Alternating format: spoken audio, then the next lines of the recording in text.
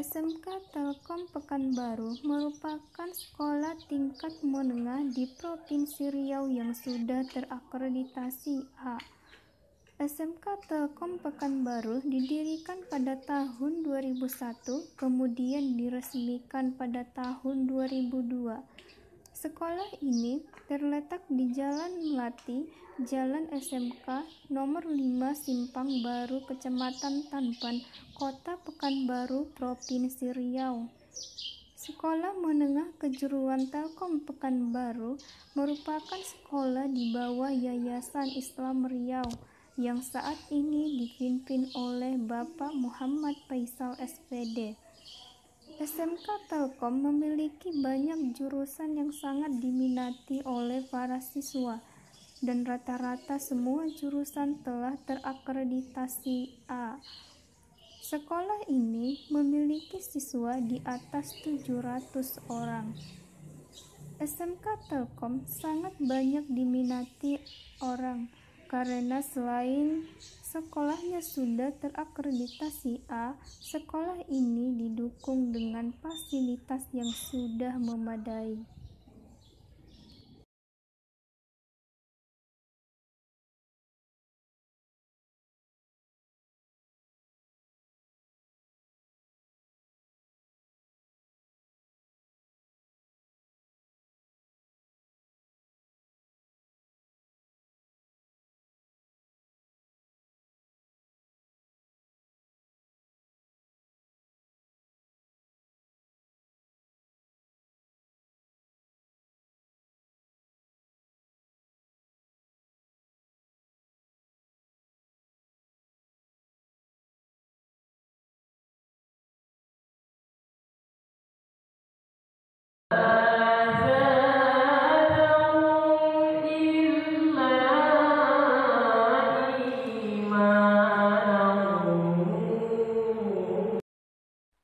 Assalamualaikum warahmatullahi wabarakatuh. Perkenalkan, nama Ibu Sukmeda Nasution, mahasiswi dari UIN Suskar Riau yang sedang melaksanakan PPL di SMK Telkom Pekanbaru. Untuk kali ini kita akan belajar tentang perkawinan dan perceraian pegawai dalam mata pelajaran otomatisasi tata kelola kepegawaian.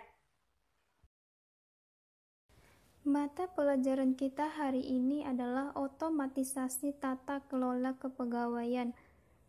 Hari ini kita akan membahas tentang perkawinan dan perceraian pegawai.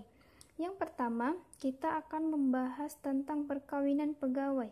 Perkawinan pegawai telah diatur dalam Undang-Undang Nomor 1 Tahun 1974. Perkawinan pegawai merupakan ikatan lahir batin antara seorang pria dengan seorang wanita sebagai suami istri yang bertujuan membentuk keluarga atau rumah tangga yang bahagia. Secara umum, syarat-syarat perkawinan terbagi menjadi dua, yaitu syarat formil dan syarat material. Syarat material ini dibagi menjadi tiga. Yang pertama, syarat material secara khusus. Yang kedua, syarat material secara umum. Yang ketiga, izin dari kedua orang tua calon mempelai. Syarat material secara khusus merupakan larangan bagi seorang pegawai untuk melaksanakan perkawinan karena adanya hubungan, yaitu yang pertama, adanya hubungan darah dalam garis keturunan lurus ke bawah atau ke atas. Yang kedua, hubungan darah garis keturunan ke samping. Yang ketiga, adanya hubungan semenda. Yang keempat, adanya hubungan susuan. Yang kelima, adanya hubungan saudara dengan istri atau sebagai bibi. Yang keenam, adanya hubungan karena perbedaan agama. Sedangkan menurut Kitab Undang-Undang Hukum Perdata (KUH Perdata), ada beberapa persyaratan yang harus dipenuhi pegawai yang ingin melangsungkan perkawinan. Di antaranya, yang pertama, kedua belah pihak telah mencapai umur yang telah ditetapkan dalam undang-undang, yaitu bagi laki-laki harus berumur 18 tahun, sedangkan perempuan berumur 15 tahun. Yang kedua, harus ada persetujuan bebas antara kedua belah pihak. Yang ketiga, untuk perempuan yang telah kawin harus lewat 300 hari dari putusnya perkawinan pertama. Yang keempat, tidak ada undang-undang yang melarang kedua belah pihak. Yang kelima, untuk pihak yang di bawah umur harus meminta izin kepada kedua orang tua atau walinya. Dan secara hukum Islam, kompilasi hukum Islam pasal 14, ada beberapa syarat yang harus dipenuhi oleh pegawai yang ingin melangsungkan perkawinan. Yang pertama, ada calon suami. Yang kedua, ada calon istri. Yang ketiga, ada wali nikah. Yang keempat, 2 orang saksi. Yang kelima, ijab dan kabul. Kemudian kita akan membahas larangan dalam perkawinan pegawai. Larangan perkawinan pegawai menurut Undang-Undang Nomor 1 Tahun 1974 ada beberapa hal. Di antaranya, yang pertama, larangan perkawinan berdasarkan kekeluargaan.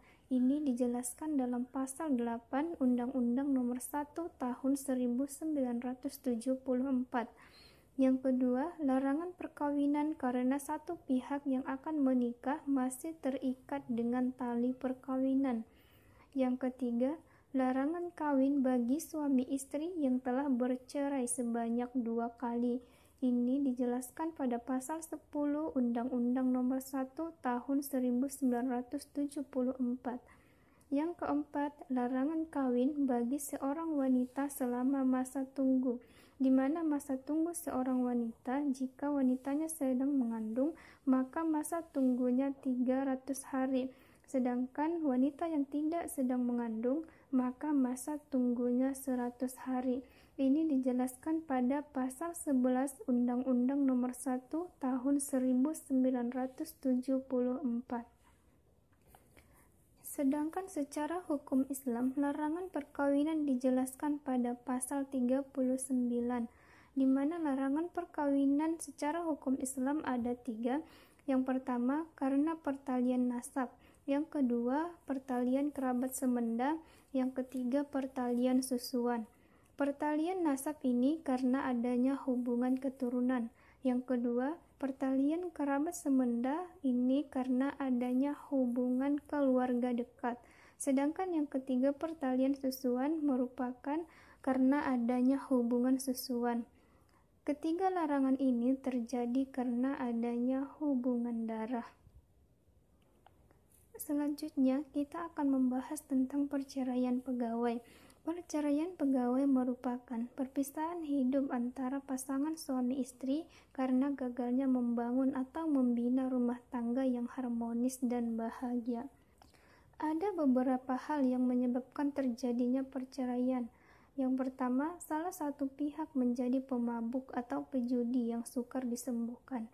Yang kedua, salah satu pihak meninggalkan selama 2 tahun berturut-turut tanpa ada alasan yang jelas dan tanpa ada izin. Yang ketiga, salah satu pihak mendapat hukuman penjara selama 5 tahun atau hukuman yang lebih berat setelah perkawinan berlangsung. Yang keempat, salah satu pihak melakukan kekejaman atau penganiayaan kepada pihak lain. Dan yang terakhir, sering terjadi perselisihan di antara suami istri secara terus-menerus yang sukar untuk disembuhkan. Kewajiban atasan terhadap pegawai yang mengajukan surat permintaan izin perceraian. Setiap atasan yang menerima surat permintaan izin perceraian harus berusaha terlebih dahulu membantu merukunkan pegawai atau suami istri yang ingin bercerai. Atasan wajib menyampaikan surat izin perceraian kepada pejabat dan mengambil keputusan paling lambat 3 bulan mulai dari tanggal surat dikeluarkan. Kemudian pembagian gaji akibat adanya perceraian. Apabila perceraian itu terjadi atas kehendak pegawai pria, maka ia wajib menyerahkan 1/3 gajinya kepada mantan istrinya dan 1/3 untuk anaknya. Tetapi apabila tidak dikaruniai anak, maka 1/2 dari gajinya diserahkan kepada mantan istrinya. Dan apabila perceraian atas kehendak suami istri, maka pembagian gaji berdasarkan atas kesepakatan kedua belah pihak. Sedangkan bekas istri tetap berhak mendapat gaji dari suami walaupun perceraian atas kehendaknya. Pegawai negeri sipil pria yang akan beristri lebih dari seorang. Dalam Undang-Undang Nomor 1 Tahun 1974 tentang perkawinan dijelaskan bahwa seorang pria hanya mempunyai seorang istri dan istri hanya mempunyai seorang suami. Akan tetapi, seorang suami diperbolehkan beristri lebih dari seorang apabila memenuhi persyaratan, yaitu mendapat izin tertulis dari pejabat dan agama yang dianutnya mengizinkan sesuai dengan perundang-undangan yang berlaku. Sedangkan pegawai negeri sipil wanita tidak diizinkan menjadi istri kedua, ketiga, atau keempat.